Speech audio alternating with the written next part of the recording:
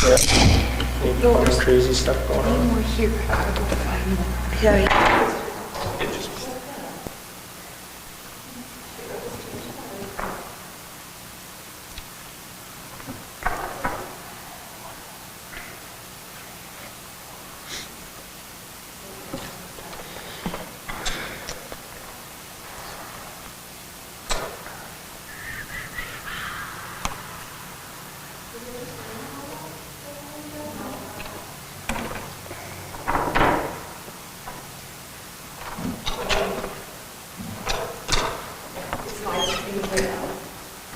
We're live.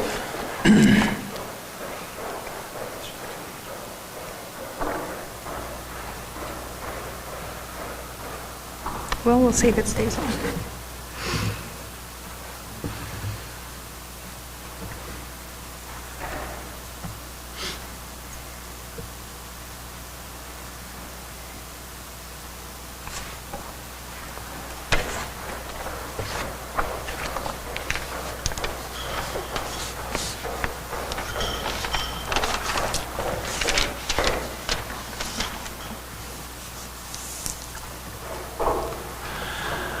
All right, welcome everybody to our financial plan public hearing. So first off, I'd like to acknowledge that tonight we're gathered on Treaty 5 territory, and that's the traditional lands of our neighbors, the Opaskwayak Cree Nation, as well as many other Cree, Dene Cree, Oji-Cree peoples, and as well as the homeland of the Red River Métis. Just before we get started though, I just want to say a few words about, the municipal budget does really reflect a lot of our collective priorities. It's linked to our strategic plan, and it's really about our commitment, or the community's commitment to ensuring the well-being and prosperity of our community. And although we would like to go as faster and faster and faster, but there's all sorts of limiting factors that take in place, but we have to look at it as a work in progress, and are we better or further along or higher up the mountain than we were last year? And I believe we are. But again, before we get jumping into the specifics, I would like to express our appreciation for Laura, Bola, Jen, Sam, Tanvir, Jackson, Trevor from the airport, Kelsey and Cody, Jomar and Byron for putting together the financial plan. As people may or may not know, it's hard work to do this, and it takes a lot of time, and you have to make some tough decisions that are not always fun to make, so your efforts are greatly appreciated. And from what we've seen so far, and from the work that council has done, I think this budget really is about doing the right things at the right time for our community and for the future. So I look forward to hearing all the details. And I do have to call back Councillor Ward because I just left them and we wouldn't have quorum with them. Your mic's off. Your mic's off. No, my phone stopped. Yeah, I know it shut off. I had it on. But I have to call back Councillor Ward because if he's not calling in, then we don't have quorum for this meeting. Your call has been forwarded to... So 1 second, everybody, as we work through our technical difficulties.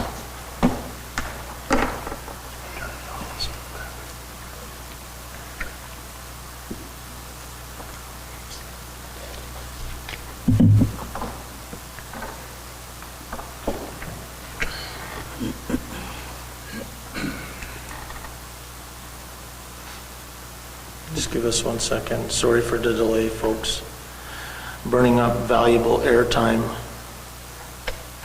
Anybody got a joke? I got a joke. I told it the other day. You guys hear the joke about the lady, the old lady there? She was on the street. She got attacked by 6 dwarfs. Or wasn't happy.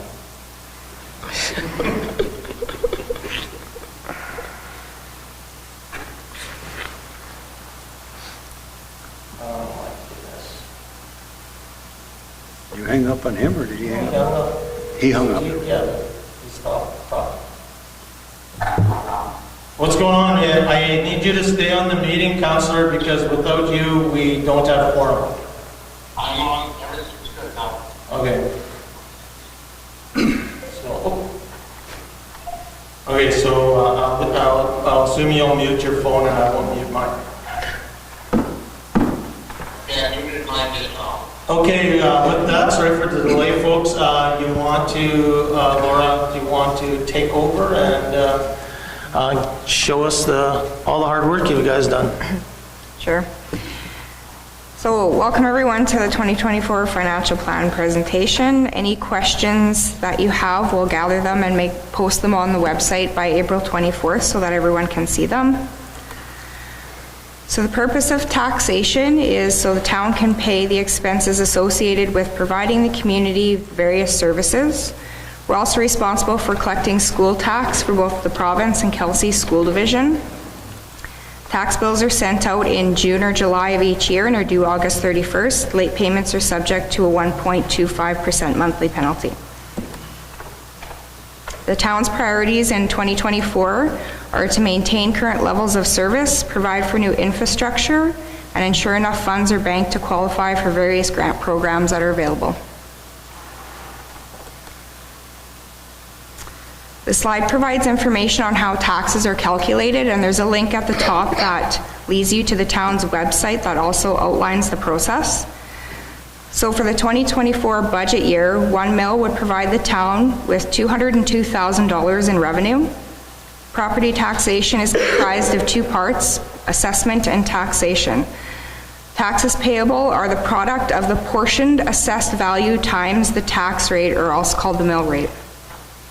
The mill rate is a value per thousand of value, and the portion's assessed value is 45% for residential and 65% for commercial property. I've provided at the bottom a simplified example to show the purposes of how it's calculated. So a $100,000 assessed value home would be divided by 1,000, because 1 mill rate is equal to 1,000 of the value, times 45%, for example, for residential. And if the mill rate was 10, you times that by 10 and your property tax bill would be $450. So that's if our tax rate was, if our mill rate was 10, but in this example, today it would be in the 50. It's just an example, just a simplified example. Here we highlight the total assessed values for our community. As you can see, property tax values went up by $632,000, which is a 0.31% increase in overall assessed property value for the town. As total assessed values increase in the community, the total expenses required to provide services are spread out. The breakdown is 64% for residential and 36% for commercial. Small little portion there for farm. For the 2024 year, the residential mill rate will be going to 57.671 mils, creating tax revenues of just over $8.6 million. This is a 7% increase from the 2023 mill rate, which equates to an 8% increase in tax revenues. I've provided some prior years here just for comparative references. So, Laura, I just want to repeat that so it's clearly heard out there. So it looks like for this coming year, mill rates moving about a 7% increase in expenses for taxation.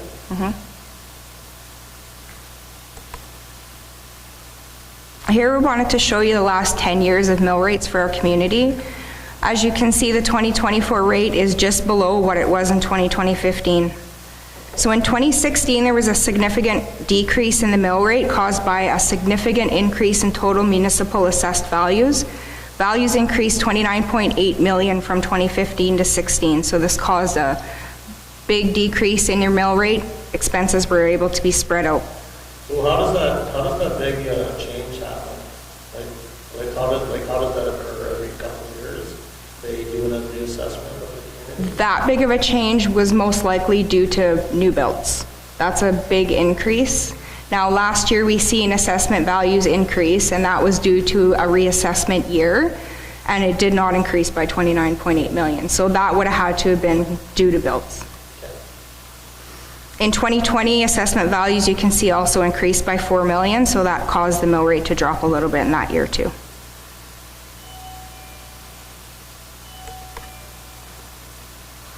So though the mill rate is increasing 3.766 mils from 2023 to 24, the majority of this is attributed to costs passed down to us that we can't control.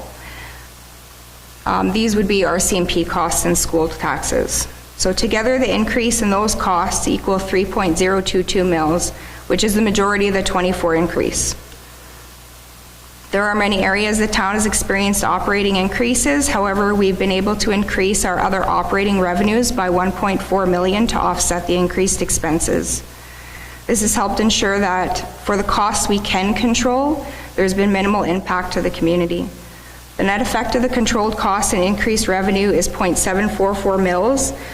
That equals about $50.22 for a home that has an assessed value of $150,000.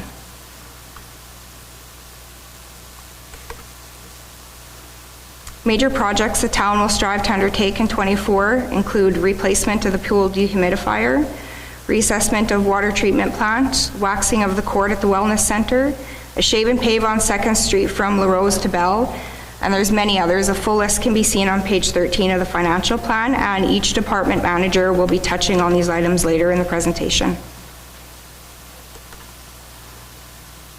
So we'll dive into some details and start with the revenues. Total revenues will be increasing in the 24 year to 15.5 million compared to 13.7 million in 23. Major increases include tax revenue of just over 646,000, total grants of 467,000, billable revenues of 905,000, accommodation tax of 30,000, and interest of 325,000. Laura, before we go on, can I just make a suggestion? I know we might have talked about this last year. Should we try to turn the camera to that? Or should we, every time you go to the next slide, if you say slide 11, slide 12, people would be able to come back later and follow along with the commentary and know where you're at? Actually, I think we turned the camera last year. Yeah. Is it possible to do that? Seth, or is it- Sure. We'll just give Jen a minute here. And then we can even turn the TV a little bit and No, just turn the handle, Jen. Yeah. that way people can see what we're talking about. Red deals, you know? Yeah? Yeah, we have it on. Yeah, there it is. Josh, That's good. Good. I kind of forgot about it, so thank you. Yeah, we did turn the camera last year.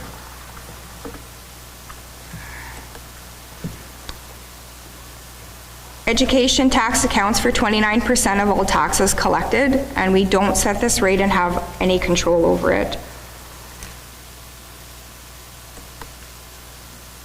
Even with the BIPOL grant ending, which reduced our grant funds by 268,000, grant funds have still increased by 9% overall from last year, providing 2.9 million in 2024 compared to 2.6 million in 2026.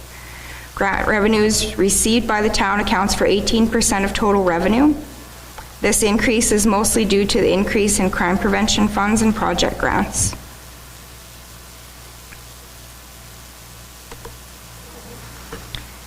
User fees are anticipated to increase 33% to just under 3.5 million in 2024 from 2.6 million in 2023. These account for 22% of the town's total revenues. And some items that have contributed to this increase are airport fuel sales projected to increase 609,000, and Kelsey Recreation projected to increase 188,000 due to annual increases in fees, increase in training once we have our new certified trainers, increase in rentals from new agreements signed, and increase in programming.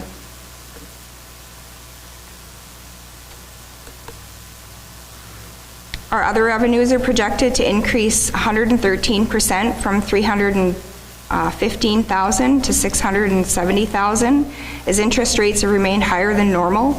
This has allowed us to earn more on our funds. However, it has caused financial distress on many Canadians, and late payments are also becoming an issue, which has also resulted in an increase in our late payment penalties.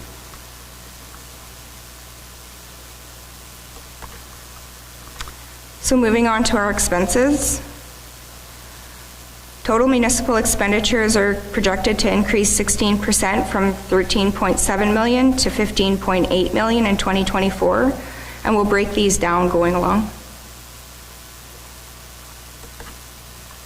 Here we just wanted to provide a quick snapshot of total municipal expenses over the last 10 years. RCMP costs, inflation, and increased interest rates have caused a major spike from 2022 to 2024. The spike in 2017 was caused by BIPOL grant expenses that were offset by grant revenues. Here we also wanted to provide a breakdown of expenses by type instead of by department, which is how it's usually seen. We believe this would allow the public to readily see what funds are being spent on. So I provided a 5-year comparison for 8 main expenses, and variances will be addressed in other areas of the presentation as we go through the departments. So we've got wages, grants, repairs and maintenance, materials and supplies. Here we provided for chemicals, utilities, reserve contributions, and insurance. And here you can see contributions to reserve have remained stagnant over the last few years, even though the cost to replace our assets have been on the rise. In 2024, the increase is directly related to the increase in interest revenue. There's grants in there as an expense. Mm-hmm. Oh, outgoing grants. Correct. Yeah, so just so everybody understands that revenue contributions, that's from the amount of money that we have in revenue. Reserve contributions, the interest gain, that's from like having the money that we have in reserves, the bank, that's going along with that. Yes. And that's a good thing to have because it's generating money for future investments. And as you look around Manitoba and elsewhere, there's a lot of infrastructure challenges out there, and we need to make sure that we're putting them away to be able to tackle some of these big costs that are coming in the future, and that are here today. So that's good.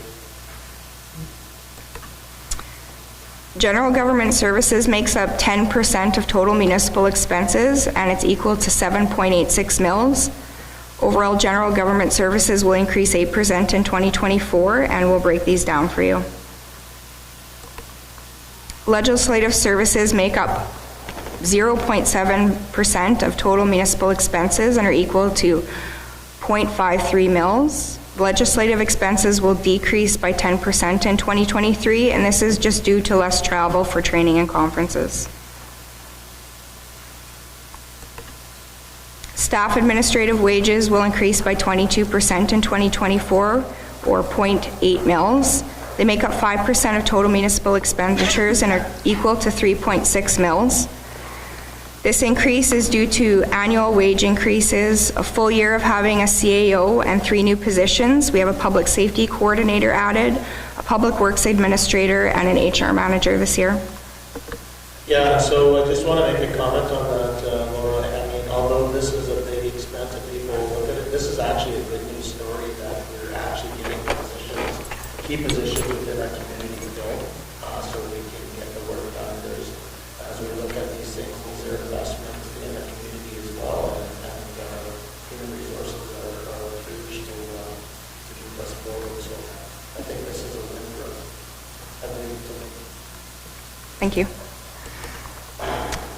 Office expenses will see a 15% decrease in 2023, or 0.19 mils. They make up 1% of total expenditures and are equal to 1.08 mils. The decrease is due to a decrease in office supply usage and lawyers and advertising. Grants will increase by 36% in 2024, or 0.2 mils. They make up 1% of total expenditures, and that's equal to 0.77 mils. The increase is mainly attributed to the fact that we've added the destination marketing grant expenses into the budget this year. They are offset by destination marketing revenues, where in previous years we hadn't incorporated these into the budget.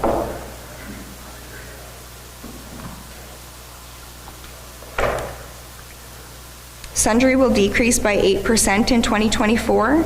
They make up 2% of total municipal expenditures and are equal to 1.88 mils. This decrease is due to lower maintenance costs. I got a message that they can't, nobody can hear us, so.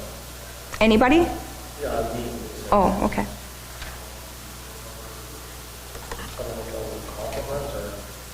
The 100% of our listening audience is that one person? Yeah, it's my wife. Total protective services will increase 14% from 3.8 million in 2023 to 4.4 million in 2024. They make up 28% of our total expenditures and are equal to 21.84 mils. Of that, RCMP costs make up 24% of total municipal expenditures and are equal to 18.6 mils. Here we've compared the budget to actual and also against the crime prevention funds that we receive from the province. So you can see even though the grant, even with the grant, the general mill rate's carrying 14.6 mils or just under $3 million in overall costs. In 2023, we budgeted for 3.2 million and our costs came in at 3.5 for RCMP. Yeah, and I guess I would like to make a comment on that as well. I mean, this is one area where anybody with a municipal service agreement is struggling with RCP costs and how the contracts are done, and this is not just in Manitoba. I do know that provincially that there's some work being done to try to come up with new models, but this is a huge pain point for us. One of the issues we have is our staff and everybody does a lot of good work on doing the things that we need to do on controlling costs, and this is a straight pass-through. We can't do anything other than pay the bill. So something we'll continue to work with, not something that we have a lot of control over, but we can try to influence it for sure. So here we wanted to give the public an idea of the cost per resident for RCMP services. With the crime prevention grant being incorporated into here, it would be $523 per resident per year. And that's based on the 2021 census. For our other protective services, this includes public safety officer, animal control, 911, and EMO services. They make up 1% of the municipal expenditures and are equal to 0.87 mils. This is increasing 14% from 2023 to 2024 due to the increase for the public safety officer costs.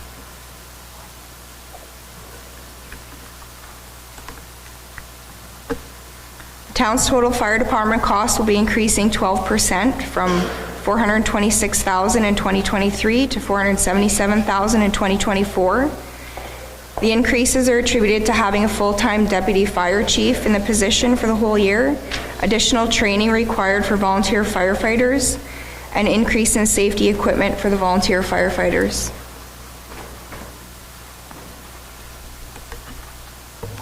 Unfortunately, Cody has been called out to do an assist with the Pasquayac Cree Nation, so he won't be available to speak to his department. If he returns in time, then we'll move back to this. He won't be? Okay. I guess just looking towards the other managers that may know some of his business, is there anything you can share with us? I think more on the major capital or anything like that. Well, I did work through his SWOT analysis with him, and the main thing that came up was training and safety for the fire department. So again, those are things that were incorporated into the budget this year by increasing the safety equipment that's being purchased, and he's been moving towards increasing the training of the volunteer firefighters on the department, so that's good. We've added funds into the budget to help with that. For capital projects, I know he is purchasing a new washing machine for the department that will help with the safety side of things, getting more of the chemicals and stuff off their equipment. Unfortunately, I can't speak to the other two things. And I guess he's working off of a plan. From what I remember, there was an independent audit, or somebody came in and reviewed the department's operational or functions, and that's sort of the action plan he's working off as well, right? I can't speak to that, I'm sorry. Perhaps Bola can. So the review that was done is part of what we've incorporated into strategic planning for his department this year, which will improve the process of doing things in his department. Perfect. Thank you, Bula. Total recreation and cultural services will increase 5% from 2.5 million in 2023 to 2.7 in 2024. They make up 17% of total municipal expenditures and are equal to 13.37 mils. So under that, community center expenses have decreased by 0.8% from 2023 as we find ways to just tighten up operations. Arena costs will experience a 25% increase due to regular annual wage increases and an increase in wages to train new operators. In 2023, we ran with only one arena operator. They've hired 2 more and they're in training right now. There's also been an increase in the hydro rates, chemical costs, and inflation costs for materials and maintenance and supplies. Great news and great work on the hiring of arena attendants and refrigeration people. They're a hot commodity throughout Manitoba. Swimming pool costs have decreased by 14% from 2023. It's mainly due to the decrease in staff required to operate the pool and to bring the estimated R&M more in line with actuals. The dehumidifier upgrade is scheduled for 2024 with all the funds coming from grants received in 2023 and some from our reserve funds. How much is coming from reserves on that? I can't remember off the top of my head. Like 350 I believe there's or something. 735,000 coming from grants out of a 900,000. Is it 735? Gomer? The grant was 400. Yeah, and I think No, there's there's more. 350 coming from, Yeah. Okay. Yeah, about 735,000 coming from grants and the rest from, it's actually going to be the BIPOL reserve. okay. So administrative and special program expenses consist of things like the day camp, the summer programming, and the Moffat flow-through funding. Most of this increase is due to budgeting for the 100,000 of the Moffat flow-through funding, which we have not done in the past. This again is offset by revenue, which is now also budgeted for. The remaining amounts is associated with pay increases. So the $100,000 is really not, there's an It doesn't actual affect cancel, anything. yeah. Yeah. So really, there is only roughly a $18,000 increase. Yeah, That's due to right. pay increases, yep. Parks and playgrounds will experience a 21% decrease in expenses as we try to better align our 24 budget with actuals. So now I'll turn it over to the Rec Director, Jomar Cruz, and he can provide an update on his department. Okay, so just starting with our SWOT analysis and strengths from it. Jomar. Jim, you want to just turn that, yeah. Sorry, starting over, just beginning with our strengths from our SWOT analysis. Obviously, I'm biased, but we arguably have one of the best outfitted fitness facilities in central and northern Manitoba. Our equipment is up to date, both our cardio and our distance training equipment. We save at the times, so that's definitely one of the strengths of our facility. Our staff, we have very passionate staff committed to getting things done, well educated that they aspire to move up within our recreation department, which really helps with the succession planning. We provide services other businesses in our community do not do, such as skate rentals, snowshoe rentals, personal training, and managing a skate shop. Moving on to our weaknesses. Our surveillance system requires some updating. A tender for that project actually went out last week. Again, with our arena staff shortage, that has been an ongoing problem, but like Laura mentioned, we've hired 2 assistants, arena attendants, working towards their refrigeration tickets. We have a maintenance person also working towards that. In June, we just found out today that we will be hosting the refrigeration 1 class. Nice. That both myself and Kelsey and maybe Sam might take, but definitely Kelsey and myself. We have a surplus of personal training requests. So as Laura mentioned, we have a personal training staff shortage. I'm the only one. We have 3 in training right now, 1 that is full-time, 2 that are part-time. And actually it'll be 3 part-time soon. That's the one that stepped down to full-time, which really is to our benefit. With the amount of parks we have, we are looking at a smaller select few, and then also focus more on our green spaces in general. We're looking towards opportunities. Kelsey Recreation is partnering with various local groups to achieve a common goal. We're looking to provide support to the candidate committee to jumpstart traditional events from the past. We'll provide our staff for the events, the annual family games, face painting at Devon Park, as well as obviously our arena parking lot for the start of the parade. We're also looking to meet with groups like the BMC, Rotary, Kinsman, Connects, the Paw Family Building, A Better Community, to come up with a plan to target one project each year as a whole. Both Kelsey and I feel that we can collaborate together instead of branching off and everyone doing their own thing. So we can kind of come together and work on things one at a time and get things done faster that way. Youth participation in fitness and sport, that's been a big thing for us. We're seeing a significant amount of youth at our wellness center lately, especially since COVID and post-pandemic. The court floor has been used a lot, and even kids are starting to use the resistance training equipment. So we'll continue to offer our volleyball, basketball, soccer, and badminton nights to accommodate the influx of kids for these sports, and then explore other means of offering programs for them to utilize. Joe Mark, just a question. Is there any programs out there that you can assist individuals, families that say can't afford to get into some of the program? Yeah, well, actually, one of the ones that we did this year, it was more specialized in terms of hockey. We put out a goalie program that we partnered with the Paul Minor and Hockey Manitoba, so that we can offer all the goaltenders in the north to come to, and it would be almost no cost to them. So we provided that program, but those are things that we're looking at doing with basketball and other programs so that we can get them funded possibly by the DMC. So those are little things that we want to do with the community so that There's a, there and there's barriers for you. yeah, and there's also, Councillor, programs within Sport Manitoba that actually do that. Yeah, that's access for anybody in Manitoba, any youth. It gives you a certain amount of money annually or every year for the event. So if people need to do that, just Google Sport Manitoba Kids Sport, and it can fund equipment and everything, so. A lot of times too, other organizations like say the Paul Minor Baseball, they'll come up to us and try to jumpstart that too, so that's stuff we're open to for sure. Thank you. Moving on to threats.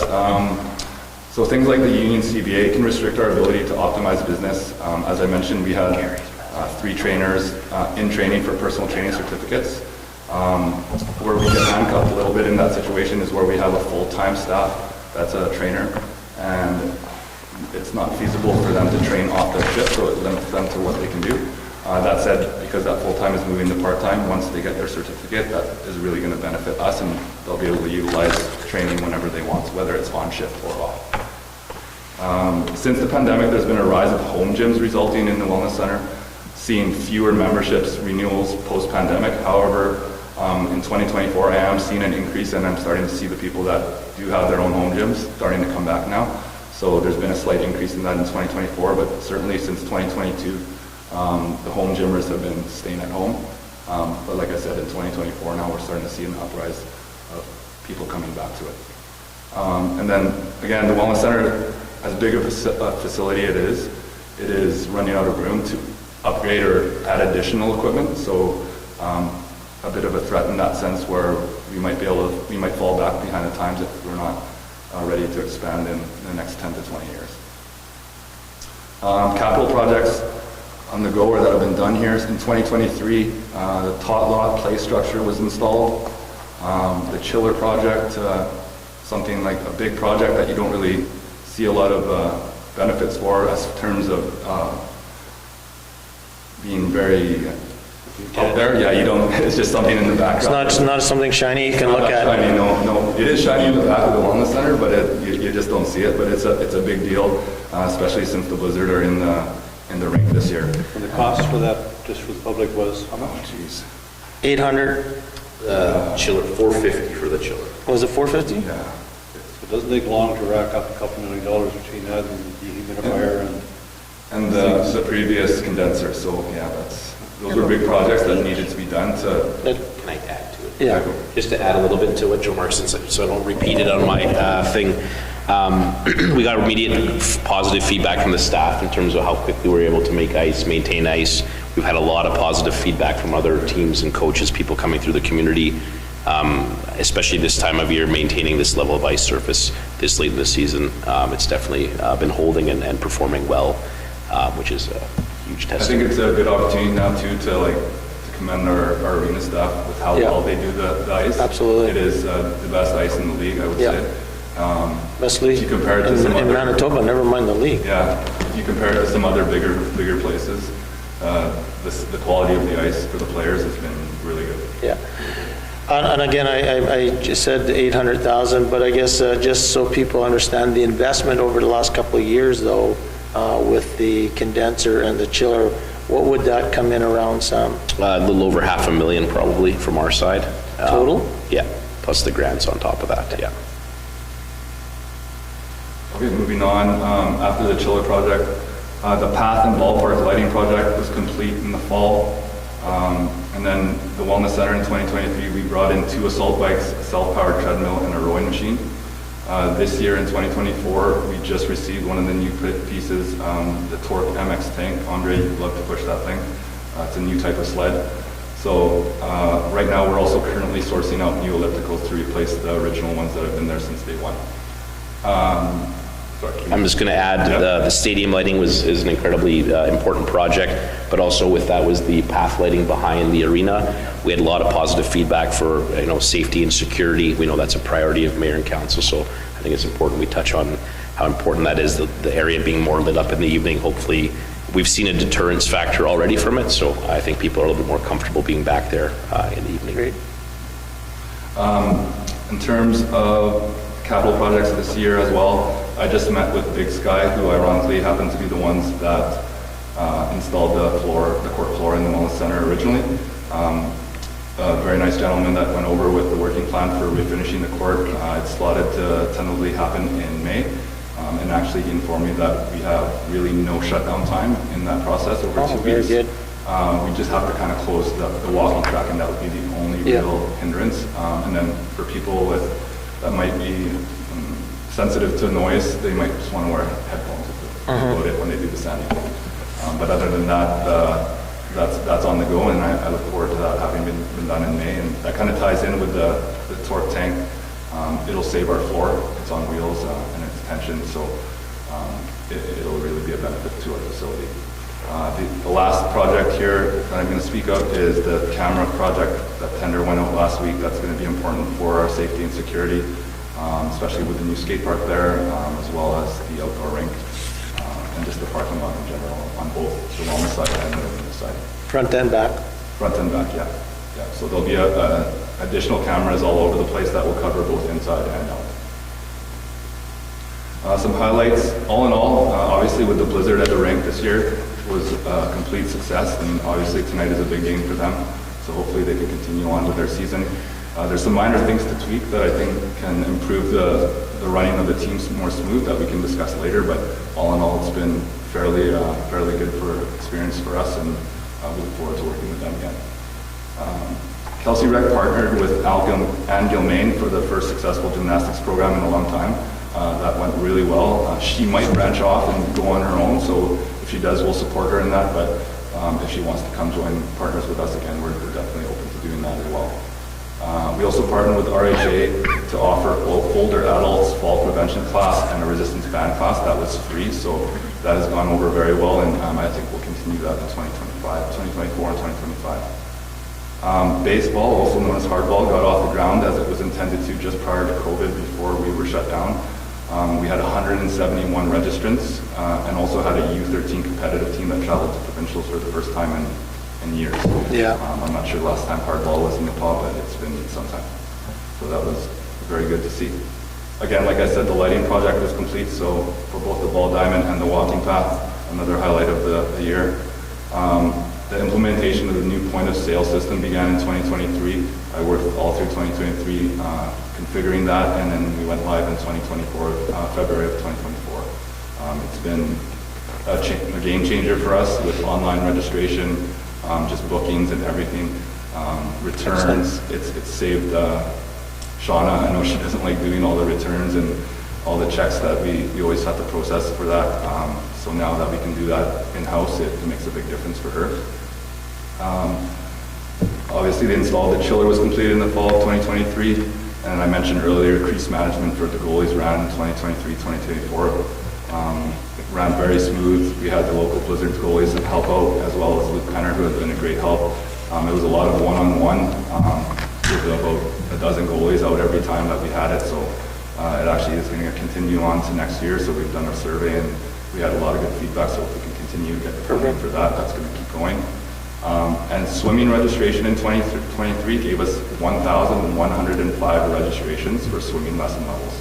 So that was really big for our, not only revenue, but just to get kids active. So really good to see that kids are getting back in the pool and taking advantage of it. Your mic is out again. This one's on. Oh, is it? Okay, perfect. That doesn't include schools. That does.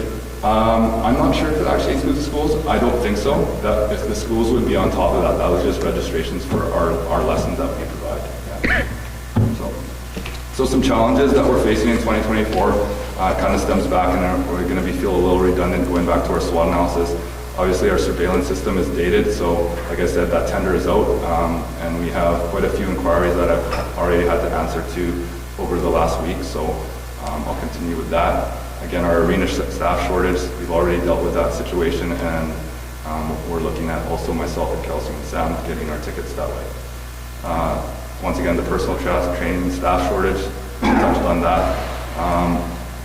And then again, having too many parks kind of puts a strain on our green team, our maintenance crew, to keep up with the green spaces in town. So I think by decommissioning them, that gives our staff an opportunity to do a better job maintaining all green spaces in town.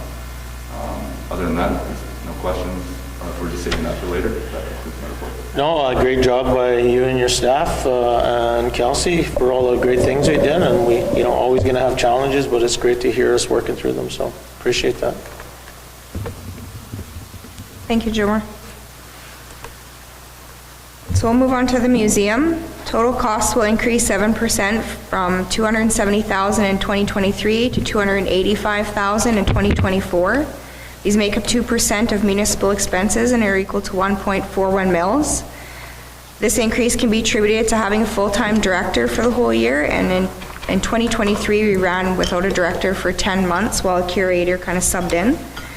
As can be seen, most of these other costs remain consistent within the museum operations. So we'll now turn it over to Jackson Baker, who can provide an update for the museum. Yes, okay, so we undertook sort of our SWOT analysis back in October with myself and the previous curator, Enya.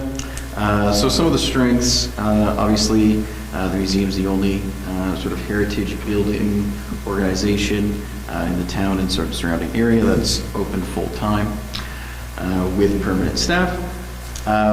Another big strength is the dedicated space downstairs with the Rotary Room for rentals and programming, as well as the Discovery Center for children.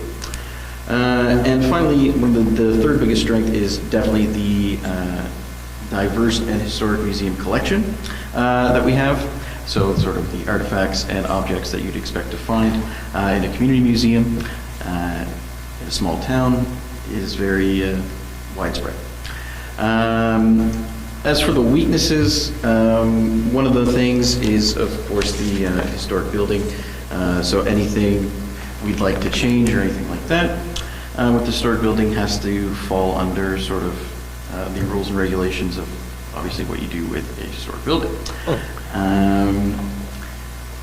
Next would be the part-time staff on the weekends that act as hosts in the museum. It's tough to retain them as they only get a maximum usually of 9 hours per week. So it's a bit of a tough ask to have them there and always be available, but we've made do. Really been focused on the opportunities, and obviously with that large and diverse collection that we have and sort of what we can do there.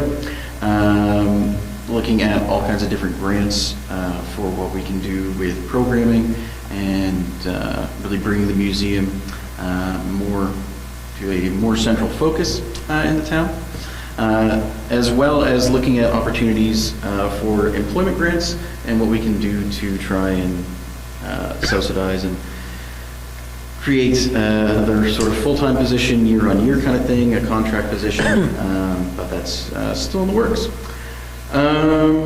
As for threats, excuse me, really it sort of comes down to, in my estimation, that basically everybody has sort of a limited amount of funds for sort of leisure, entertainment, that kind of thing. So that's really what can we do to attract sort of the community and other people to come to the museum, that the museum is worth your time, that we have programs as well that are entertaining and interesting to the public. So moving on, currently we only have our main capital project at the moment, and that is the acquisition of the architectural plans that will lead to the eventual redesign of the interior of the museum. And so sort of once those are finalized, then it will become a matter of applying for grants and going from there as to what aspect of the plans we would like to tackle year on year kind of thing, rather than all at once and sort of spreading out the cost and reducing the cost as much as possible for what we want to do and sort of change the museum. As for sort of highlights from last year, there was, despite not having a director, there was still a good number of programs, workshops, paint afternoons. There were summer craft days, and also the museum participated in culture days. We also ran a fundraising raffle in November, December, which was moderately successful. We hosted 7 temporary exhibits at the museum, 6 of which were from the Manitoba Arts Network, 1 of which was from a local artist, Sue Harper. We also had numerous rentals of the Rotary Room, and we continued our successful partnership with Beatpaw Arts Council. I didn't think that was going to be that loud. Anyway. That's all right, everybody in our... That's going to echo, yeah. So yeah, for 2024, obviously, we're looking to complete our capital project as discussed. We've hired a new curator. Her name is Kristen Fader. She's been very successful so far. Been here about a month now, and she's really enjoying it. So, looks to be a good hire. Also new for this year, the museum will also be the host of the Home Roots concerts here in the Paw. And if I can make a little shameless plug, our first one is May 14th, if you're interested. Awesome. And what exactly is that? So it's just a concert series that's basically funded, like we are simply the host of it. So we provide the venue. The organization itself, Home Roots, does the funding for the singer, musician. Who's coming? Naomi Shore on May 14th. So, yeah. And there's also a billet family involved, and so the musician, singer, whatever it may be, sort of goes to the billet, and then they come and get to the museum and put on a little show. So we're also looking at having more programs, not just sort of workshops and paint afternoons, but things that sort of go through that are seasonal, or, for example, this year we've already ran an Easter egg hunt. Just a little simple activity where children go around, count the number of Easter eggs that are hidden around the museum, and if they get it right, then they get a prize. And so that kind of thing can run for weeks at a time in the lead up until Easter. So we ran it from March 9th until Good Friday. Good. And so going forward, we can run little scavenger hunts like that, and it's just really dollar store prizes that Nice. are always sort of attractive. Once again, we're going to be participating in Culture Days in the coming year, or I guess in the coming fall here. We're also looking to make a lot of headway now that Kristen is in the position on our strategic plan projects. So looking at our Truth and Reconciliation display. Awesome. Our displays for around town as well, sort of obviously improving our program offering and improving our membership. And going off of that, we have the New Look newsletter. The first volume is finished now and will be up on our website by the end of the week. We've also sort of created new membership brochures to sort of revamp and make it look a bit more enticing to become a member. We also have more Manitoba Arts Network exhibits. We've hosted 2 so far this year, and we'll be having another one at the end of December. But for summer and through fall, we have 2 exhibits from local artists. In the summer, it's going to be James Dean and his son are going to do a display. And then from the end of September until December, it's going to be Fran Cooper. We've also applied and been awarded funds from grants to improve programming opportunities. And finally, just looking to fill out the museum board and sort of the board for the Friends of Sam Weller organization are 2 things to finally tackle. Well, thank you very much for the great update. Lots of good things happening over there. Just what are your hours of operation, just so as anybody's watching? So we are basically open 365 days a year. Most of the time it'll be 1 to 5. In the summer we're open 10 to 5. And if somebody's interested in becoming a board member, what do they do? You can just reach out to me, and then I can let you know when the next board meeting is. And if you'd like to just sort of attend and see if it's for you, you're more than welcome to join us for a board meeting. And your phone number?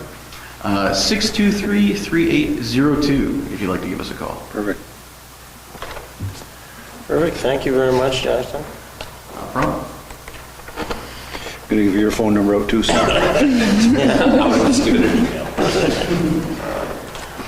Thanks, Jackson. So moving on to transportation services, these are expected to increase by 19% from $2.4 million in 2023 to $2.8 million in 2024. Transportation makes up 13.92 mils of the total municipal expenses. Of that, airport services make up 9% of total municipal expenses and are equal to 7.32 mils. The airport costs will be increasing by 33% from 1.1 million, in 2023 to 1.4 million in 2024. These increases are attributed to fuel for resale, which is offset by revenues, and repairs and maintenance for the aging runway and the aging equipment.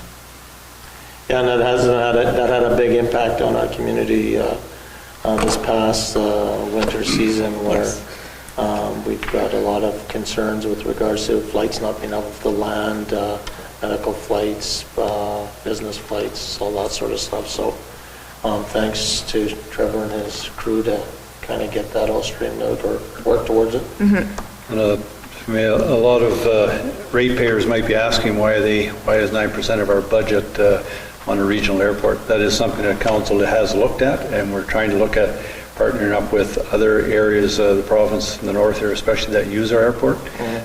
We don't feel that we should be footing the bill for the rest of the northern part of the province is using it. So we'll see if we're innovative and come up with something for that to offset that, to bring that number down. But as far as that in our budget, it's a huge benefit to the Regional Health Authority, tourism, and all the rest of it. So it's, and again, we have the water bombers that are out there every year. Hopefully this snow we're getting in the next few days cuts down the likelihood of large fires, but again, that's another revenue. Unfortunately, if there's a hot, dry summer, the airport is here, we get protection for the town as well. Bombers have attacked fires close to town in the past, so that's another benefit of having it here. Yeah, and then just for clarity, so everybody understands though, and for myself as well, we talk about that's a 9% increase or 9% municipal expense. But when we look at the revenue side of it, this is a profit center though, right? This building, the airport earns us money. Yeah. And I agree with Councillor Hopper that we shouldn't still be paying the 9% because that's a lot of money, but it's not costing directly. It is a revenue generating department, yes. Just going back to your comment about the issues that we had this summer, we wanted to highlight the replacement values. So here You can see replacement costs associated with the airport and show total replacement values for the buildings, which are just under 4.2 million.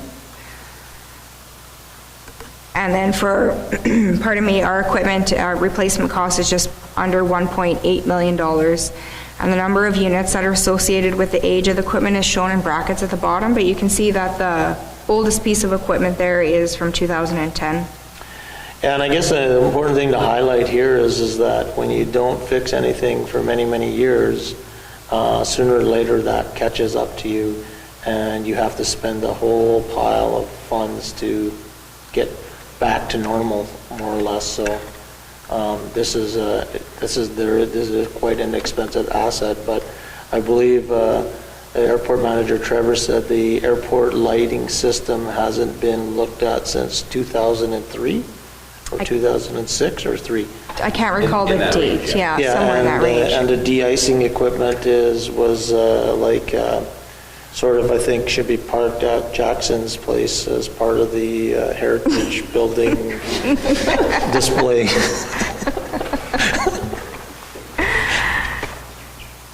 Unfortunately, it seems that Trevor couldn't be on the call tonight to go over his department, so we won't be able to hear from him. Okay, next time he's in, maybe we can just do it as a part of council. Moving on to roads and sidewalks, that part makes up 4% of total municipal expenses and is equal to 3.01 mils. This will be increasing by 4% from $582,000 to $607,000. This is due to wages and cost of materials and repairs and maintenance. Administrative expenses in the transportation department make up 2% of total municipal expenditures and are equal to 1.58 mils. This will be increasing by 19% from $268,000 in 2023 to $319,000 in 2024. This is due to wages and also due to training. An assistant municipal superintendent. Yes, sorry. So that's a great investment. We expect to see huge returns on that investment at the end of this year. I was supposed to be my inside voice there. Looking forward to speaking to that, Rachel. Snow removal makes up 1% of municipal expenses and is equal to 1.09 mils. This will be increasing 4% from $210,000 in 23 to $219,000 in 2024. This is due to wages and repairs and maintenance on the aging equipment. Other transportation makes up 2% of total municipal expenses and is equal to 1.38 mils. This includes things like drainage, storm sewers, street cleaning, traffic services, and street lights. This will be decreasing by 7% from $299,000 in 2023 to $278,000 in 2024. We're just trying to tighten up the operations there and better align it with last year. Environmental health services, which includes garbage pickup, landfill, and recycling center costs. This makes up 5% of total municipal expenses and is equal to 3.44 mils. This will be increasing by 18% from $590,000 to $695,000. This is due to increased wages, landfill closure liability costs that have been increasing significantly over the last couple years, and the increased funding to the Tricom Recycling Center. Public health and welfare services will decrease by 45% in 2024 as the town continues to function with decreased available summer students. This makes up 0.24% of total municipal expenses and is equal to 0.19 mils. Environmental development services will decrease by 52% as some expenses will be covered by the Community Enhancement Reserve this year. They make up 0.06% of expenses and are equal to 0.04 mils. And what is that development services? Environmental development services? Yeah. I can't remember off the top of my head, sorry. Yeah, that's okay. I don't remember either. I had it back like 10 I mean, slides ago in my it's a notes. small budget line anyways. 8,600, that's like our tree removal and Yeah. our just Weeds. yeah, things like that, yeah. Yeah. Economic development services make up 0.93% of total municipal expenses and is equal to 0.71 mils. This will increase by 19% as additional operating funds are being provided to the PAWS CDC in 2024.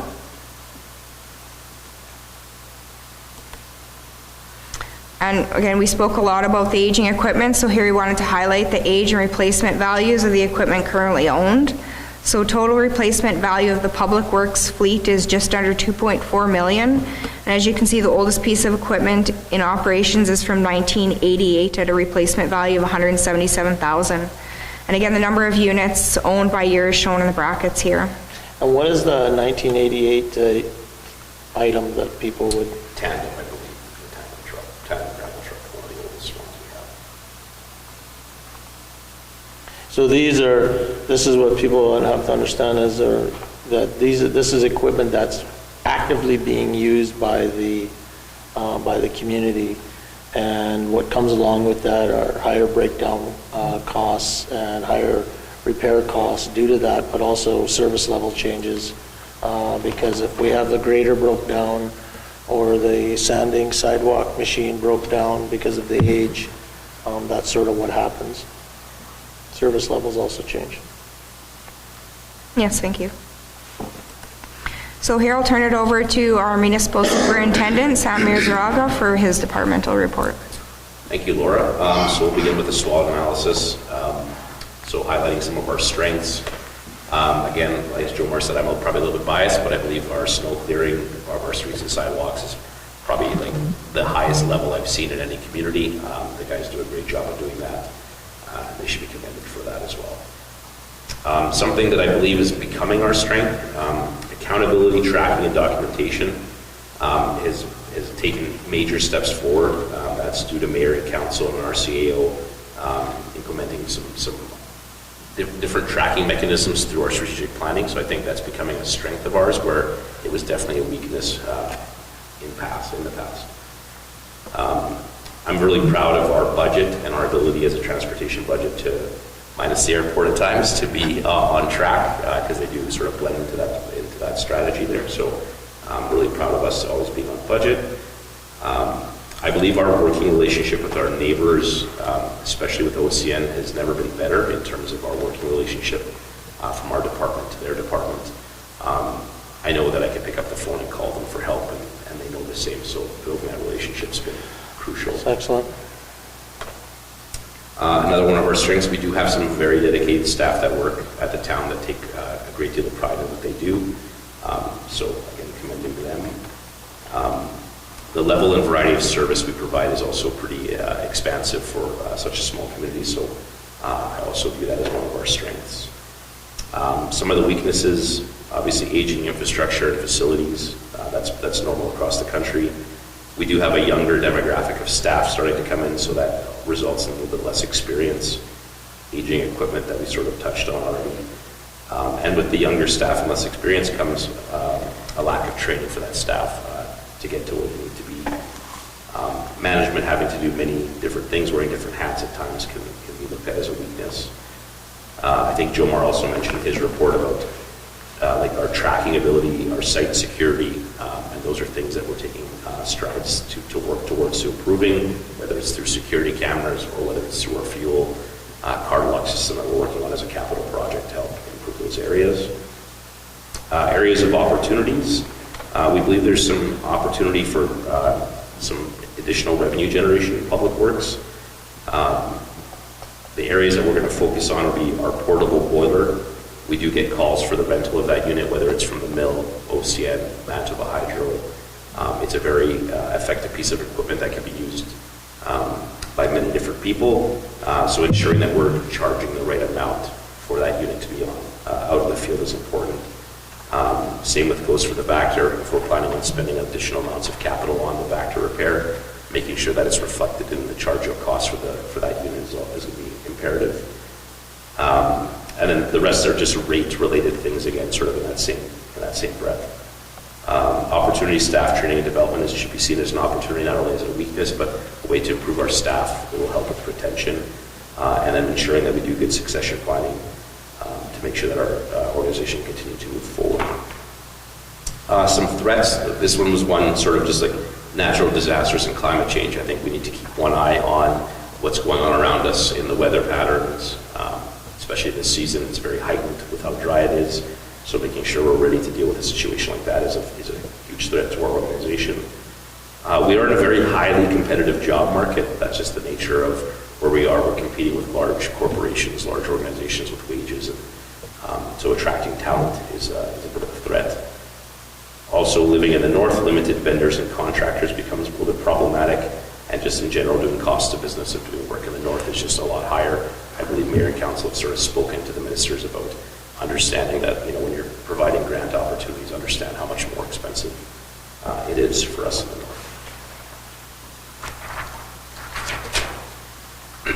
I'll move on to the 2024 capital. We have 14 capital projects, and we're also assisting with a few other ones. I'll just quickly name them off. If we want to go into detail, I'll touch on a few of them that are substantial.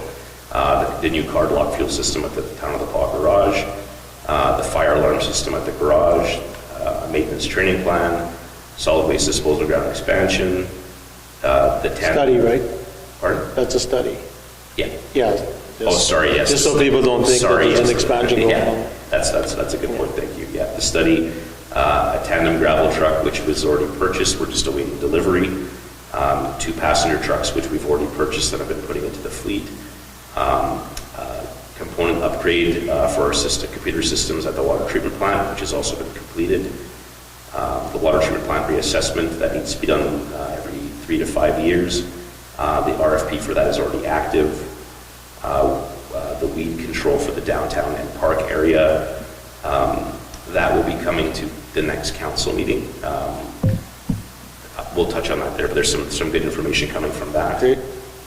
Civic Center front step repairs, we've done some of the work. We want to revisit in the summer and sort of bolster it to do some concreting underneath the new covers that we have installed. The meter changeout project.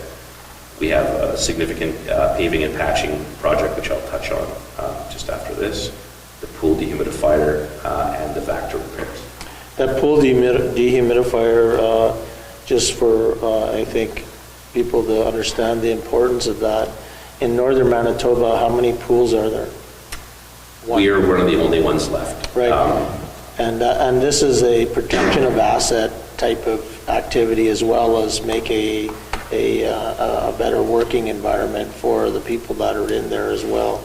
The studies that your group has done, Sam, have said that we're in good shape, but we need to do some protective type of work, so we're not into the $20 million type of expenses of trying to build and rebuild new pools. So good on your team for managing that.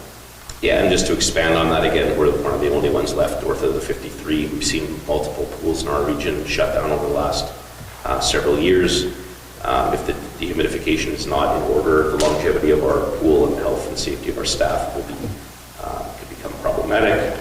Having a pool in our community not only helps provide life-saving skills for the young people, but also an important amenity that may help draw future talent. It's a huge staple of our community. Sorry, just sort of expanding. It's a pillar of our community. Paving and patching, I'll just touch on that again. Huge project, $1.5 million.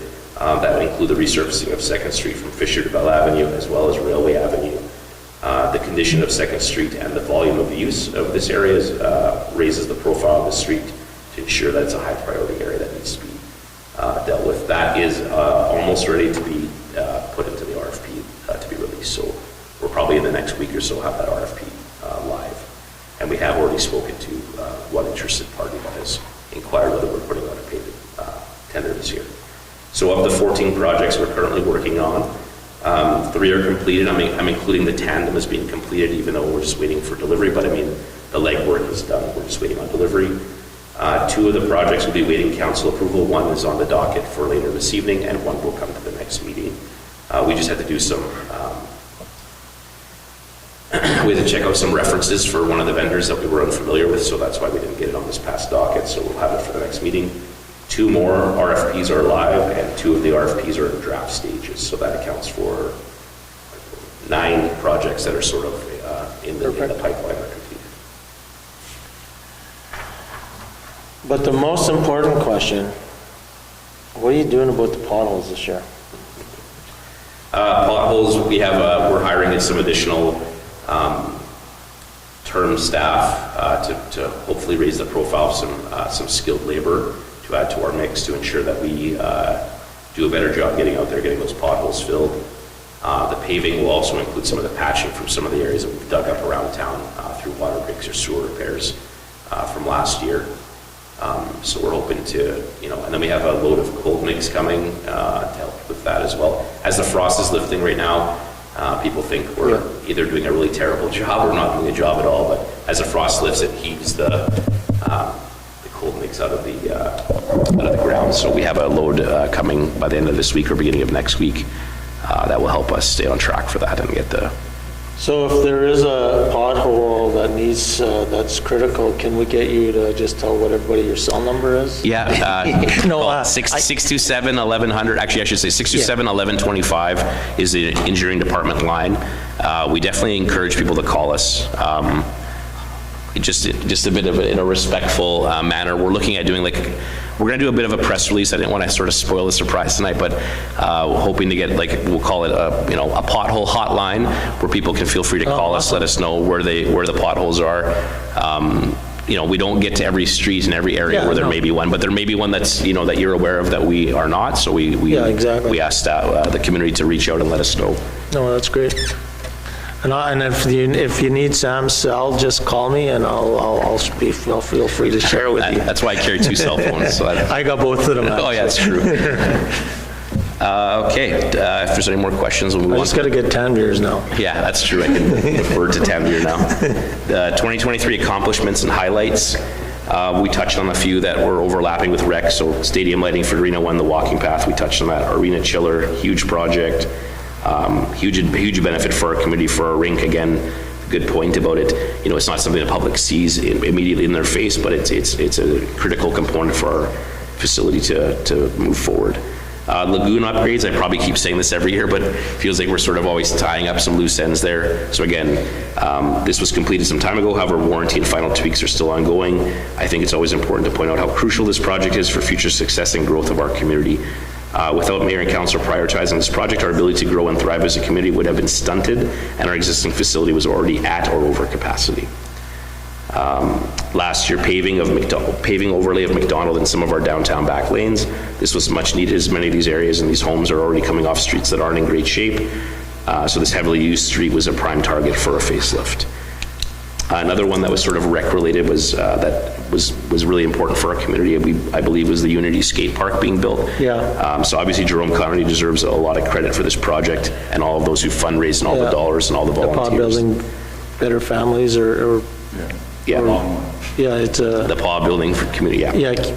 Better families. I'm not sure what the thing. The PAW Families Building a Better Community. Yeah, that's been a great organization and had put a lot of work into that whole group that's done that. So well done. So hats off to them. We just sort of played a little bit of a role to ensure that the construction went forward. As well as I think Mayor and Council mentioned, prioritizing youth activities, especially those that are barrier-free or are important to helping young people stay out of trouble. That's the target age where we want to keep them busy. Another project that, again, I'm not trying to take credit for, Jackie deserves a lot of credit for the EV charging station was brought online last year, so I think Jackie deserves a lot of credit for that. I think it was on one of Laura's slides as well. Jomar already touched on the playground, the new playground structure at the Tot Lot, so recognition to Jomar for getting that grant funding. It took us a little bit of time to figure out how to get it installed, but we found a contractor to come up and do that. Has driven more traffic to the area, which was very obvious when we had to keep kids off it while the concrete was curing. They were sort of all just waiting for us to cut the ribbon and open it up, so that's a great little addition to the Tot Lot. I think it's already been touched on, but again, welcoming the Blizzard to our rink was, I think, a huge accomplishment. Mayor and Council had to make a hard decision to save our regional junior hockey team. We had to work very hard behind the scenes in collaboration with the rec department to ensure we can make this transition happen in a very short order. There wasn't a lot of time to make it happen. All of his hard work has put forth the result in our arena bustling. We were all there. It's great to see sort of how many members of the community are there and sort of the reception the team is receiving. Already making their playoff push, and tonight obviously a very important game. Wish them the best of luck making the finals. So the buzz in the community is palpable. I mean, it's very obvious. Another huge highlight for last year for me was the hiring of the Assistant Municipal Superintendent, Tanvir Mahmood. So we want to welcome him to the team, obviously. I believe in the short time Tanvir has been with us, he's already demonstrated his commitment, dedication, and value to the town. I cannot express enough how lucky we are to have such an incredible member added to our management team. I didn't let him read this earlier, so I wanted to surprise him. Yeah. So welcome. Thank you for all your hard work. And then just another shout out to Kelsey and Jomar for all their work getting those grants for the chiller, helping getting those grants for the chiller and the pool dehumidifier. It was definitely a team effort, and I believe we almost $750,000 was the total in those grants. So I'll move on to the 2024 initiatives and challenges. Staff training is definitely a huge initiative for us this year. One of the areas in particular is special boiler tickets. There'll be a memo coming forward, so I won't waste too much time. There'll be a memo coming forward about some of the challenges we're seeing in terms of getting special boiler tickets. It's not a very easy thing to get, even though it's the entry level sort of ticket for but there'll be a memo just because we need some support from mayor and council to push that initiative. We were lucky enough to hire 2 new training staff for the arena. I think something we're looking at is potentially to stay ahead of that curve, as we may need to post another arena training position in 2024, just to keep kind of the flow going to make sure that we're fully staffed. We have a maintenance training package coming forward in 24 as well. We have some new water plant courses that we have to get done for water, wastewater. Landfill training is a new requirement that we're striving to stay on top of. Other initiatives, sort of in the short term, the Lido cleanup is going to be an initiative in the short and medium term that we're working on. We're working on a sign with MMF that I'm not sure we can fully disclose, but there's some nice things coming forward with that. No, I think you can talk about that. I mean, the Connor Dewar recognition sign, so I think that you guys are working through some details, so that'll be good. Yeah, MMF wants to put a large sign, sort of like home of Connor Dewar, and obviously something we're all very proud of, we're all very proud of. So hopefully we can move that project forward and get that done in this calendar year. Yep. We have some work to do. The Christmas lights at the top of the museum, we're having some challenges this year with them. So the museum is really a jewel of the downtown and sort of a centerpiece for the Christmas lights, and it was disappointing not seeing them working. So there's probably some wiring issues I tried to address from the roof, but I was unsuccessful. So when we get our lift in here to remove the lights, we're going to have a closer look to see what's going on, to see if they either need to be replaced or we need to get an electrician to help us figure that out. We're working on some succession planning for the critical positions, obviously for business continuity. We have a water treatment plant reassessment being done. We expect some working items to come out of that reassessment report that it points out. So some of those key items we want to move forward on. One of the items in particular we're interested to see the results of is, do we need to have our large boiler at the water plant? Yeah, that'd be a great win. So the boiler at the water plant only increases the water temperature 2 or 3 degrees leaving the water plant. And it's our understanding that the thermal loss once it leaves the downtown area is completely lost. A lot of the downtown businesses already have bleeders installed. So we're asking an engineering firm as part of the assessment of the water plant to determine whether that is an actual need or not. There's differing opinions internally. I'm a little bit less risk averse to turning it off without a proper engineering study to be done on the boiler. The boiler costs us just in propane somewhere in the neighborhood of $200,000 a year. So if we can find some savings there, whether we shorten the window of it being on or something to that effect, we want to look at that for the 2024 year. Great initiative. Health and safety, we have to get the committee reinstituted. The members are all expired on the union side, so we're looking at starting a new committee. We're looking at doing some landfill improvements just to improve that service, and we're going to review the tipping fees to make sure that they're still appropriate. And in that same vein, the fees and fines schedule for the whole town need to be reviewed, and that will sort of also cover those equipment rentals that we talked about. We're working on new communication and reporting strategies for Public Works and Maintenance Department. We want to ensure that all our documentation is streamlined and the actual appropriate information is getting to where it needs to go and being tracked appropriately. That will obviously help us make better decisions once we have the data in hand. Also, we're looking at doing some interdepartmental team meetings. We want to bring the key staff from all the departments together on a monthly basis. The goal is to have the departments working more efficiently and effectively with one another, finding areas of collaboration and supporting and putting key people in the right places. We have staff in certain departments that are specialized in certain things that potentially other departments can use, and we want to find ways to bring everybody together to get that done. And then the acoustics in the council chambers has been brought up as something that we need to work towards, so that's on our radar, as well as a video teleconferencing unit just to sort of upgrade our system around here.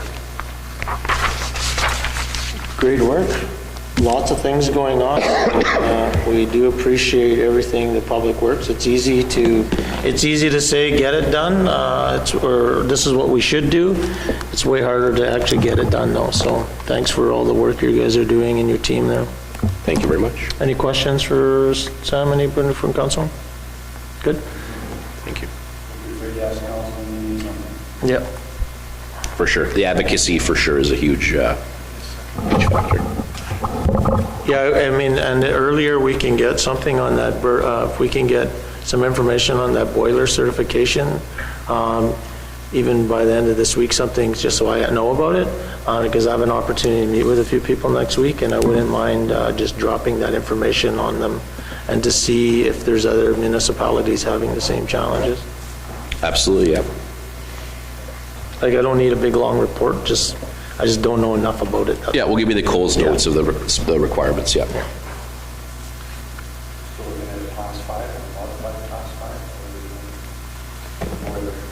Oh, so this one is even below class 5. This is special boiler, which is a Manitoba, I don't know if it's only Manitoba or if they call it different things. I can't seem to find other communities. 900-hour requirement that's the on issue. Seasonal equipment. They will cut it in half if you take a registered, OFC registered course. So when you ask them which are those courses, they have no answer. So 900 hours for me to get people certified on a special boiler so that we can do the storm sewers or whatever. On a seasonal piece of equipment, that could take 5+ years. Yeah, so if we can just what you said there, as long as I can get something like that with some, offices that are involved, I can raise that next week. Appreciate it, thank you, yeah. Because I'm sure other municipalities are having the exact same challenge. Okay, thanks, Sam. Okay, so moving on to our fiscal services, this expense will increase by 43% from $975,000 to just under $1.4 million in 2024. This increase is related to capital programs that have been covered by grants, and page 13 again has all of the capital projects that we're doing this year. We just wanted to touch on capital financing and where it comes from. So it usually comes from both grants and reserve funds. $832,000 in grants will be used to help fund specific projects. And the main reserve accounts that are funding capital projects this year will be gas tax at 48%, machinery and equipment at 18%, water and sewer reserves at 11%, and the bipolar reserve at 8%. Over the last 10 years, the town of The Pas has invested just over $39 million in capital projects, which averages out to be about $3.9 million a year. In 2022, we did the Lagoon project at $16.2 million. So if we kind of excluded this because it's it's kind of a one-off major project, they would average out to be about $2.3 million a year. Meanwhile, total capital replacement values for the town's infrastructure, fleet, and buildings is approximately $350 million, with an average life cycle investment recommendation of $9.1 million. So just for people, what would that mean? What does that mean in layman's terms, life cycle investment?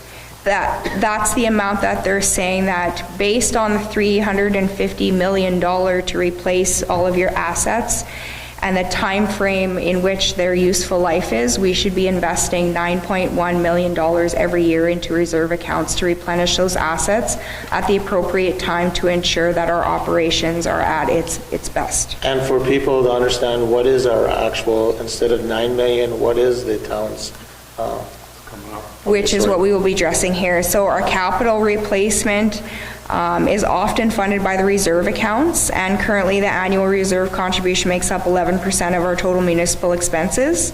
It's equal to 8.87 mils. We've increased the contributions over the last couple years. However, when you compare it to the $9.1 million, which is being recommended, you can see that we are definitely not providing enough into our reserve accounts. Yeah, but again, I want to, just before we hit the panic button as well, though, there's other work that when you look at just life cycle based on time only, there's other things that you have to address. So I know yourself and Tanvir and Sam are, when they're looking at doing those investments into those assets, you're looking more than just on time, because there could be how much it's used, where it's located, that type of thing impacts it as well. Also, this is where the grant funding that we can get our hands on becomes very, very important. So again, hats off to the people that have gotten all the grants. I mean, there's been significant funds that have come in for grants for a lot of the capital projects over the years. So that has definitely aided in our ability to replenish our assets at appropriate times. Also, 2 debentures totaling $375,000 per year will be paid off by the end of 2025. And currently, if I'm not mistaken, it's council's plan to reinvest those funds in the reserve accounts to help fund the shortfall. This would be an increase of 24% into our reserve accounts. Yeah. And I think, again, when we go talk about reserves, it's not that we're just putting money away to not do anything with. It's put money away to be able to do things when it comes up, and to have the appropriate level of funding there without having to borrow the money. Because as you can see is that when we're paying interest fees, and when you can see that in Canada right now and in Manitoba, your interest charges, if we can finance ourselves for major expenditures, that's a way better approach on these things. So I think that's a good news as well. Okay, so speaking of our debt, our debentures have all been outlined here for you to see. There's no changes from the 2023 year, and you can see the 2 that will be ending in 2025 here.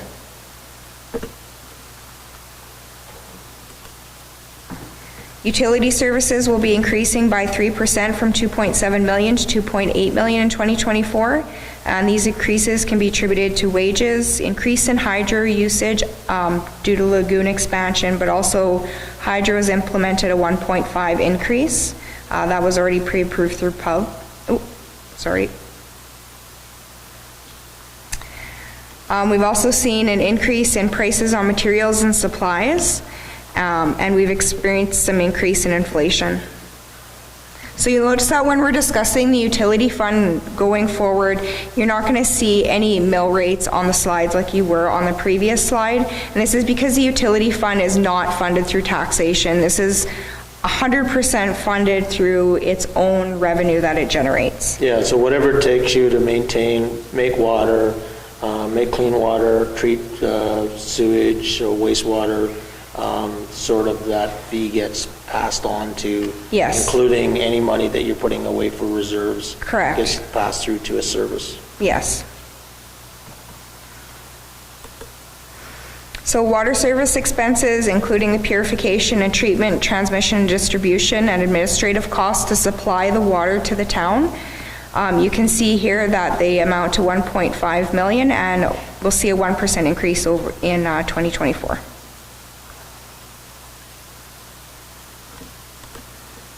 Sewer service expenses are $440,000, which is an 11% increase over 2024, and this can be attributed to the lagoon expansion costs.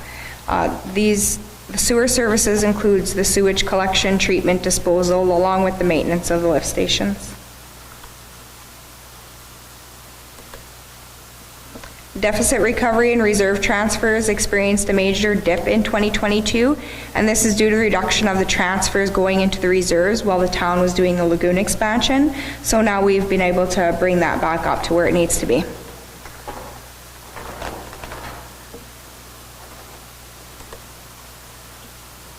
Okay, so any questions, concerns, comments? This is an excellent slide that really paints the pictures of what's been happening, and I appreciate the managers and the leaders from the department coming in and sharing sort of the challenges and the good things that are happening.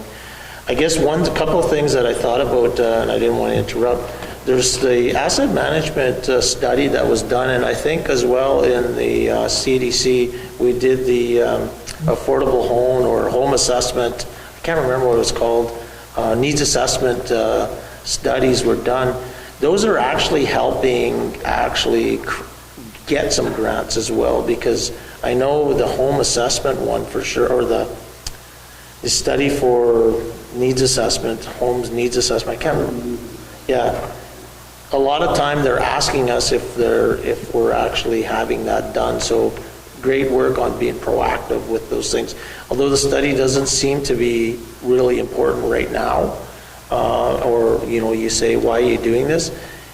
You look down the road, it gets linked to those things, and similar to the things that you're doing with the community safety well-being plan. I expect that once we get that out of our way, lots of things will be linked of whether you have one or not. So no, I think it's been great work. I appreciate everything. There's one question though, I think from the gallery. So just come on up. You want to just come up and just ask your... Well, this question is for both of you. I don't know who to address it to. A couple years ago... Can you just say your name? Oh, my name is Nancy Grant. And where you live? I live in Kelsey on Poirier Road. Okay. My spouse, a couple years ago, bought a plot for Wendy to be buried, his wife that passed away. You guys did one runner, didn't do the second runner, and it's now 2 years and we haven't been able to bury her. Why would the town be selling lots that aren't done or aren't finished, and why would you do one runner and then say, well, you could move her over there, when it was her wish to be in a certain spot, and that's why we picked that spot. So I would like to know if it was done this year, because we have family that would like to go visit the gravesite. We have a stone sitting at Neil's, we can't put it there. We have our ashes sitting at home and we can't bury them. And there are not going to be any shortage of people dying, and if you're selling spots for places that aren't done, why? Why are we sitting here waiting? It takes a backhoe to go in there, somebody to form it, somebody to put the bars in, pour concrete. You did one and you didn't continue the second one right beside it. And those weren't all sold before we bought ours. Yeah, so sorry to hear that. I mean, I don't know if that's a budget question, but I'll allow Sam to answer anyways, because I'm sorry, but we've been No, it's okay. knocking on doors and talking to people, nobody... Yeah, no, like I said, normally that would be something just for process for people. You would just contact the CAO and... Well, this is the point. We contacted here, then we contacted Public Works. No, I'm not saying what you're doing is wrong. I'm just saying this is a budget meeting. At a council meeting, the citizen period is absolutely a time when you would bring it up. But since Sam... I just want to know where the budget Yeah. is for this and why it hasn't been done. Yeah, so part of the issue is, not to get into too many of the details of what happened, but the staff were unaware that those plots should not have been sold. So when it came to our attention in terms of the timing of, having it ready to go, it was unfortunately we weren't able to get that runner done in time. So we started with the runner that we felt was, the first one in that row, in that sequence. And it's 100% our goal to get that runner completed this year. Okay, because I'm a little bit concerned that it won't get done, because we were told it was going to be done last year and it didn't get done. So is it in the plans this year? We did the other one internally. We bought the concrete. There's budget for it in the cemetery reserve. So it's all self-contained. Do we have any timelines on those type of things, Sam? It's going to be weather dependent. It'd be tough. Like by July it should be done, by June, August? I would hope by the end of July it could be done, but I would need to speak with a few people to kind of make sure. Is it? Because we made a commitment to get it done, whether we did it internally or we brought a contractor in. Yeah. And that was the last sort of communication that I had with a member of your family. Is it? With Guy. Is it possible you could get your information to BOLA or to Jen right there, and then they can follow up with you to get sort of... Well, everybody what's here our pretty targeted much time? knows Dr. Guy, so that's his wife that passed away, Wendy. Yeah. So- No, I'm just saying that if then that Yep. way Sam can look at their plans and make sure that, you know... Just a lot of family would like to be able to go Yep. there and visit her. And we have a stone made for her and everything, and we're just sitting on it. Yeah. That's what we work on, it's just information to check, so we get back to you. Thank you. And get in contact with you when he knows it's going to be Yeah. done. And thank you for bringing this to our attention. Thank you, just that things shouldn't be sold if you're not ready. You know what I'm saying? Yeah. Okay, is there any further questions from our gallery? Hey, Youth Councillor Josh, you got anything for us? More money for the youth? Disappointed in the amount of money has been spent at Kelsey School Division? Because that would be the wrong budget meeting to be at. So, I received an email from Trevor, the airport manager. He said he has been trying to call and he promised to meet with the council next meeting. Okay. Yeah. I wonder And he why it's said- not ringing. I don't know, I've been watching. And he also said funny thing, he said, your comment about the equipment is so funny. It's so funny, but I actually seen Jackson's eyes light up when he... Okay, if there's nothing else, then I guess we will adjourn the meeting. Could we get a motion to adjourn? Motion by Councillor Allen. Thanks again, folks, for all your hard work, and appreciate you spending some time with us tonight.